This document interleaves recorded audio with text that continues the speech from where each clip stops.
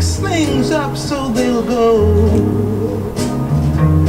What's the matter, Daddy? What is going on, everybody? We got another beer review for you, and we're doing things a little different. We're doing music to drink beer and make love to, because we're featuring a Dogfish Head beer. And this is a beer I've been putting off for a while. But let's go ahead and let's dive into this bad boy. Got it in my bottle koozie. And the beer we're reviewing today is Oak-Aged Worldwide Stout from Dogfish Head. This is a big monster. This is 16% alcohol by volume. Now this is a stout. It's aged in oak with vanilla beans. So it's a big beer. It's a hot day, but you know what? I've been sitting on this for a while, so we're gonna go ahead and dive in. So, thank you Dogfish Head for making wonderful beer and releasing this awesome record for Record Store Day. All right, we're gonna drink it out of the Victory at Sea Day glass from Ballast Point. All right, so Dogfish Head Worldwide Stout. I've had this beer on draft and I've had it in bottles. I've been saving it. I actually have another bottle selling right now, so I'm not drinking it super young here. I mean, it is young, but not so much so where it's going to be a problem. So let's I mean, this beer is a true two-style stout. Look at how dark this thing is. I mean, I can't even see through it with my light box. Actually, let me show you here. This is a light directly behind the beer. And yes, the light is on. This beer is pitch black. Very nice, very opaque, very nice dark tan color. I can smell the oak and the vanilla wafting off of this thing right now. It's a monster for sure. You can even smell the alcohol from here. I mean, I'm about 10 inches away from it. So, whew, here we go. We're gonna dive in. Cheers.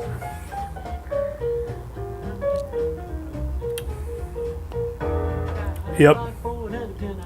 So here's a little something that, you know, kind of bears true for food and drink. Food and drink have the ability to take you to a place and time. And tasting this beer, listening to this music that's a compilation from Dogfish Head, it takes me back to when I was in Milton, Delaware at the brewery. I mean, I feel the vibe right now, you know, and it's not even the alcohol talking because that was just one sip. And I know it's 16%, but trust me on this. Beer has a way to take you to a time and place. So let's give it another taste, since I kind of went on a tangent because I was reminded so much of my time in Delaware just from tasting this. Let's give it another shot.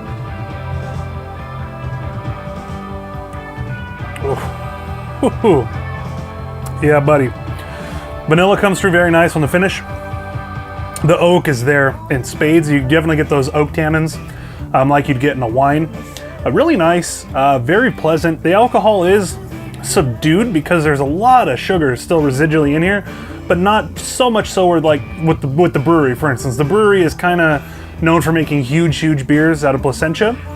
Their beers a lot of times fresh are too abrasive and too sweet to be drank. Now this beer has been sitting for not even like 5 months. I think I got it around Christmas, and here we are in May. So yeah, it's not been sitting that long. Yeah, very balanced, nice and sweet, nice chocolate and coffee characteristic too. I do pick up some dark fruit, specifically like some plum. It definitely has some plum characteristic to it, and some raisin. Very nice, very pleasant. Let me give it another sip because this is just delicious.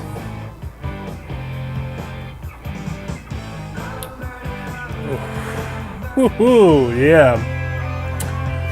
Definitely hits the coffee and dark fruit notes very nicely. Carbonation's on point, mouthfeel's on point, body's on point. Everything about this beer is exceptional. I don't have anything bad to say about it. Like I said, some beers like from the brewery, you definitely want to cellar them because they're far too sweet to be drank or like right away. You got to cellar them, otherwise that booziness and sweetness is just gonna kick you in the teeth. And this doesn't do that. This beer, being at 16%, I feel it in my esophagus. I feel the heat from the alcohol, but it's not unpleasant. It's not so alcohol forward and sweet from the residual sugars. It's actually a very nice balance between everything in it without detracting from the fact that it is a 16% beer. So if I have to give this beer a score on a scale of 1 to 10, 10 being world class, 1 being one for the sink to drink, sorry, I gotta give this a 10. This is the second 10 I believe on my channel. This beer is very good. It's a little expensive, but for a beer that's aged in oak with vanilla, that's such a big stout with such a big grain bill, that's to be expected. You're not gonna get away buying a 4-pack of this for 10 bucks. It ain't gonna happen. I think the 4-pack of this was $25 if I'm not mistaken. So yeah, that's gonna do it for me, guys. I'm gonna sit here and nurse this thing while I edit this. So if the edit is absolute trash, well, it's because I was drinking this, and what are you gonna do? Now, hopefully you guys like the new format. The music playing in the background is Dogfish Head's Music to Drink Beer and Make Love To. It was a Record Store Day 2018 exclusive. That's what I'm currently playing right now, as you saw in the opening footage there, the needle drop.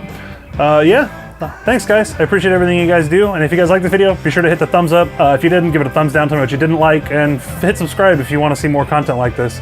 As always, I appreciate everything you guys do. I'll see you guys around. Have yourselves a great day.